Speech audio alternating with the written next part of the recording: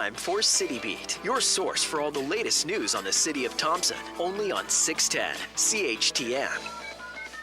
And welcome to our new program here on 610 CHTM City Beat. I'm your host, Bradley Karp, and joining me in the mayor's chair is the mayor of the city of Thompson, Tim Johnston. Welcome to the show. Thank you for the opportunity.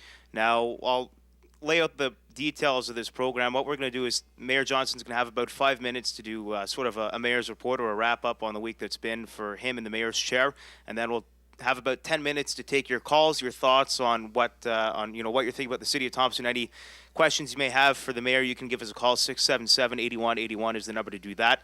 So Tim, I'll hand it off to you and let you do your mayor's report. Well, thank you very much. And the first thing I do want to say is thanks CHTM and Shaw for the opportunity to get back to the mayor's report. I know that I've had a number of people in the community raise a desire to have the opportunity to have a bit of a dialogue or hear a dialogue on some of the issues. So I really do appreciate the opportunity, and I look forward to the questions. I've always tried to say that I will meet with anyone, anytime, anywhere to discuss any questions, and I always enjoy the opportunity because unfortunately in our community, like many others, if the information isn't there and isn't correct, people will certainly assume or think that other things are taking place. So with that, I look forward to the opportunity. A couple things just to highlight over the last week or so and bring to people's attention is obviously this week marks the first few days of spring, and the weather is starting to turn for us. One of the things that we're trying to do is get out on the streets. I had a few concerns expressed to me about why is the city out plowing streets when it's melting.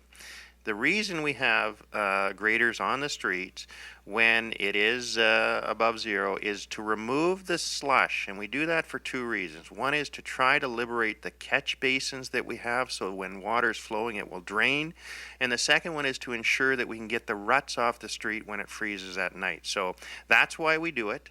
And we'll continue to do it, and I think it makes a big difference. We also had the Sanders out on the weekend. We did overtime on Friday night, which I think was very unique in our community. Friday night, Saturday morning, we had them out, as I said, overtime Friday night, and we had them out Saturday as well. And the last thing on the spring and sort of public works is that we do have a pothole hotline, and that's 677-7970. On the way over today, I was noticing some of the potholes are going to start showing up, and encourage people to give us a call in order to get the crews out to look at them. Beyond that, last weekend I had a chance to visit the R.D. Parker Collegiate and take in a game of the basketball. I want to acknowledge the local teams, the boys, the girls that I think represented us phenomenally well, and it was great caliber, thanks to the volunteers. And I think everything I've heard is that we showcased Thompson in just a great way to those teams that traveled. So it was a great event. A couple other things. This week I attended Community Without Borders conference where a number of communities visited to talk about employment opportunities, hosted by MKO. Great opportunity, again, to work with surrounding communities in terms of some of the labor issues that face our community. Had a meeting on Tuesday night with a tenants group, including the Residential Tenancies Branch and local landlord, and I look forward to, we will continue to work to look for solutions to solve some of the housing issues that we face. And then last night I had a meeting with some local business reps regarding downtown issues, and again, we've committed to working with them. All right, thank you, Tim. And at this point, I'll open up the phone line. So we'll take your calls now for Mayor Tim Johnston. 677-8181 is the phone number. Once again, 677-8181. I do want to remind everyone this is a PG-13 program. I know maybe frustrated citizens out there, as there is in any town. So remember to keep it as so, PG-13. And this isn't a platform to attack. It's a platform to ask questions and get answers from the mayor. So once again, that number, 677-8181 if you have any questions for the mayor. While we wait for callers to come online, I'll start off with just a couple of questions that I've written up. What steps is the city taking in regards to the housing crisis? Well, it's interesting. I just came over from a meeting a little bit earlier this morning on what we're doing, and one of the things that we had done is reviewed the task force, the mayor's task force that was done in 2006 regarding housing, and in all honesty, we've made significant steps with respect to some of the recommendations. One, we formed the Thompson Housing Authority, which is now in the process of being incorporated, that I think will play a leadership and advocate role lobby.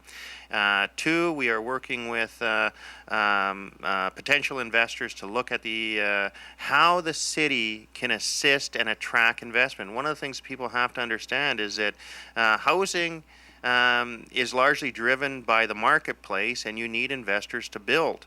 And whether that's single-family homes or multifamily homes, we've changed our question. We now say, what does it take to assist you to build, as opposed to saying, here's what we have. So we're going to try to be significantly more aggressive in terms of trying to get people to invest in our community. Beyond that, we will continue to look at opportunities. We will be adding some additional land into the city boundaries that will hopefully will provide opportunities for people to build. And I think we have a caller. We have Gordon on the line. Gordon from the Burntwood Trailer Court. Gordon, what's your question? Yeah, good morning, Brad and Tim. Tim, you're doing a good job. I give you credit for the asphalt upgrade on Roughwagon and also getting the university housing unit started, and now most people are conserving water with the water meters. I got two questions. Are there any future plans for asphalting in the Burntwood Trailer Court? And has the water usage dropped since the installation of water meters? Thanks. Well, thank you for the questions, and I can tell you this, that when we initiated the work on the Burntwood Trailer Court, I was very proud of council for making that decision after 50 years, and the commitment was to finish a street with asphalt. When council made that approval, it was as a pilot with the intention that we would complete asphalting in the Burntwood Trailer Court. I'm absolutely committed to that. I've said for years that we need to ensure that neighborhoods, we treat all neighborhoods in this community equally. Everyone pays the same mill rate. Everyone should have similar expectations, and I believe paving in the Burntwood Trailer Court is one of those. In order to do that, we've asked our administration to ensure that each year we prepare a section, we look at the drainage, which is the single biggest issue we face in the Burntwood Trailer Court, and prepare the plan for the following year for going in and asphalting. I can tell you that this year we will be doing some of the drainage work in order for us to proceed, I hope, with asphalting next year on a next section. I've said, unfortunately, it's not a quick fix. I've put a target of, I hope, within 5 years, we will have that area paved with asphalt. I drove it the other day when it was melting, and there was no question the area that was where the asphalt went down was significantly better than the other areas. Tim, let me just cut you off before. I want to remind people 677-8181 is the phone number to call in and ask questions to direct to the Mayor, Tim Johnston, 677-8181. The phone lines are open, and Tim, you wanted to get to Gordon's second question. On the second question, water usage, no question, water usage is down. There is no question about it. In fact, we're very pleased with the results that we're seeing, and we will continue to work with those residents that are faced with some of the challenges in terms of needing to keep water running and things like that. And yes, we've had some growing pains with the utility, but I truly believe it is moving forward. I was very pleased to hear the Public Utility Board approval this year. And I believe this summer is the first year we will see ourselves being able to go in and replace some of the infrastructure because of that utility. And if I'm not mistaken, I think there was a part to Gordon's question where he was wondering if the price of the water rate would go down with the lower usage. My understanding is I don't believe that's the case overall in terms of the rate per liter. Obviously, if someone is using less water, they pay less because of this system we've implemented. 677-8181 is the phone number. Phone lines are open. Call in to Mayor Tim and ask him your questions. Ask him any questions about the city, plans for the city in the future, decisions in the past maybe. And once again, I want to remind people, PG-13. And another tip, when you're calling into a radio station, please turn your radio down so we don't get feedback here. It hurts everyone's ears. 677-8181 is the phone number.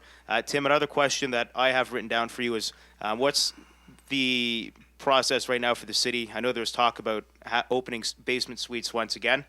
Where do we stand with that?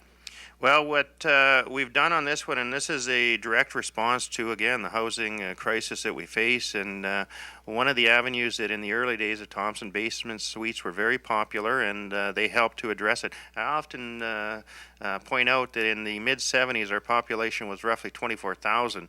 It's hard to believe that today, and I realize, including this building, which was once housing, we've lost some units, but it's hard to believe that we were able to accommodate that many. So we, as a result, we are introducing on Monday night first reading of a secondary suite bylaw. Our hope is to be able to move this bylaw through fairly quickly. I want to be very clear that this will have certain requirements in terms of what homeowners will have to do to be able to have a secondary suite. But it really is the process we need to ensure that we can move forward, introduce those suites, and make sure that they're safe as well. 677-8181 is the phone number. We have time for just about one last question. 677-8181, running under just about 2 minutes left in the program here. Tim, one last one from me real quick before we wrap up. Hopefully we'll have another caller. 677-8181. Can we have an update on the McLean Park restoration project? Yeah, so on McLean Park, you'll notice some activity around there this week or next week. We're going to try and take advantage of the frozen ground and move the clay that is required to get the correct elevation for McLean Park. And our hope is that we'll continue to move forward on the overall plan. We're going to try as hard as we can to meet sort of some of the events that we have early in our summer, late in June, but early in our summer, in order to have McLean Park completed. Okay, well, I want to thank you once again, Tim, for stepping on with us. We're just about under a minute left. Any final words? No, again, I thank you for the opportunity. I look forward. Please, if people want to ask questions, I'm out and about. Please feel free. Come up, ask me a question. You can always phone me. 6790915 is my cell phone. It's always on. I may not be able to take it at the time, but I enjoy talking about Thompson. We are a great community, and great things are ahead for this community if we work together. Thank you. Thanks, Tim, and I want to thank all the listeners and all of the callers for joining us today, and hopefully we can have you join us next week and get a little more action on the phone lines every Thursday from 11:30 to quarter to noon. This has been the first edition of the City Beat. Thanks for listening. City Beat will be back next Thursday morning at 11:30 with more of the mayor's take on what's going on.